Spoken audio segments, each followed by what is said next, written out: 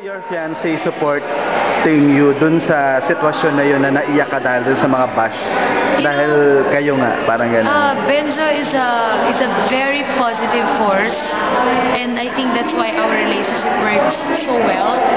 Because siya rin maraming tinatry na tirahan. I mean, tinitira nila siya as a politician, or tinitira siya as a person, or being with me, or that's normal in our world. That's very normal. Whenever I get so affected, women kasi they're naturally warriors, right? That's how they say. It's we overthink about everything. So when he sees me very affected, he says, just turn your back to them, show to them that you're just happy, and try not to Siya get nagsabi niyan? affected. O ikaw yan? Siya nagsabi okay. sa akin, do never get affected, because out of 100 people, is siguro 1 or 2 who are wishing us bad. But the rest of it is just in the hands of God, and just pray for them, and sana magiging din masaya din katulad natin. Yan ang sinasabi nila sa akin.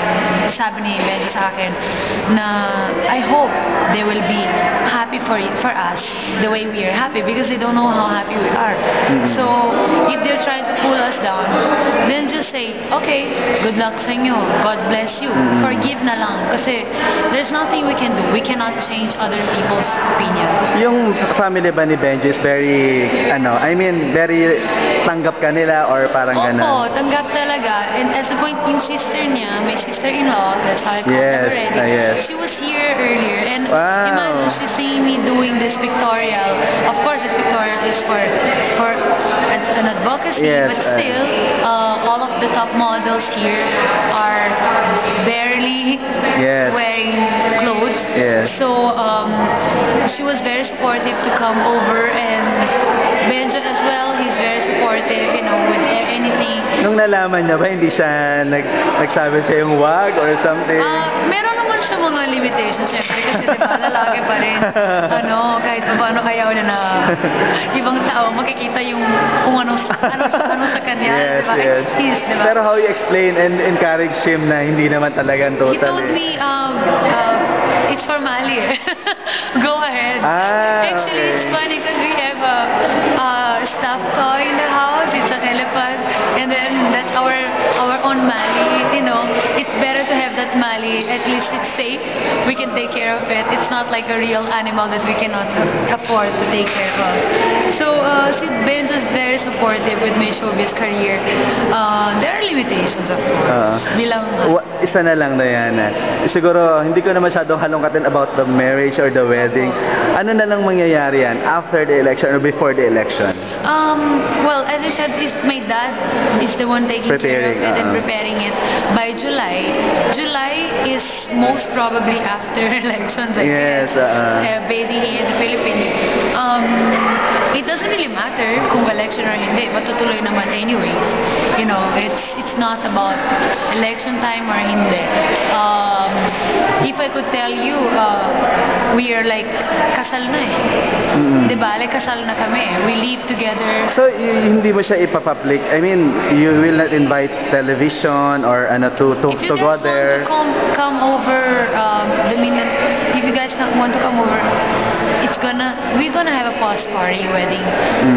But not on the wedding itself. It's private on your part. It's very hard for us to invite people because it's gonna be outside of this country. So it's really hard even to you. How about here in the Philippines? Hindi mo magkakaroon? Makakaroon ng party lang pero simple lang. Ayoko talaga ng something huge. I don't wanna spend money. We are like trying to save as much as possible, especially bilang politician din siya. I always advise him din as well, and he is also very much aware. He's been doing that for more than 9 years, So for him, I don't think parties are important. Ang importante yung pagmamahalan. So if we're gonna do a post-party wedding, if you guys are, free, you feel free to come over again, Oro, and join us. You're doing it in Cagayan Cagayan de It's a Oro. family thing, yeah. And I'm sure naman yung mga tao. How about, they will napag-usapan join. niyo ba ng father mo kung ano yung mangyayaring wedding? Is it a church wedding or is it a garden wedding or what? It's gonna be most probably either Christian or Catholic. It will depend. Most probably church wedding. It's most probably church wedding, but I want it in outside. Pero of course, Like with a on priest. garden or on beach, Yeah, parang like something like that. on a gazebo, or you know, like, or if not, if I could, in a beach. I love the beaches of the Philippines, but since we have to do it in Europe as per my dad's request, then it will be. But please, guys, alam mo yan, maging masaya So lang don't po bash me kayo. anymore, parang- Don't bash me po anymore. Kasi nga Nagmamahal ka lang, parang ganon. At minamahal ka lang. Enough na nga, di ba? Parang hindi ko naman talaga kailangan i-open up kung ano nangyari. It's really people who are asking and seeking for information about our wedding, and we understand it. And we just hope that you guys, maging lang po masaya kayo para sa amin. Dahil masaya talaga yung pagmamahalan ng mga tao. And sa lahat ng tao magkaroon ng love life. And sana happy naman talaga sila. Parang sabi mo sa kanila, yun na lang ang regalo nyo on my Opo, wedding. ang wish ko lang sa lahat sa inyo, especially now this coming elections, vote wisely, choose your candidate the way it should be done, and at the same time wish them well. Then everybody needs to be inspired. Lahat kami, pati mga artista, wala naman mali sa pagmamahal. Yun, parang appreciate din na I am open to tell you guys what's really going on, because I can always make tago yung sing-sing. I can always tell you guys na I am not engaged. I can always lie. I can always hide it from the press, but I'm just being very honest.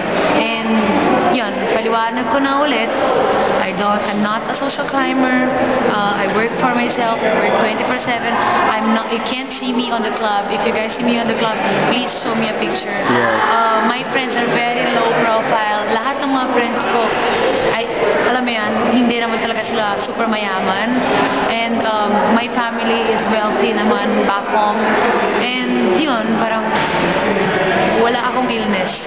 Paki-stop po please, kasi talagang it hurts. It Yes. hurts sa part namin. Thank So, you. maraming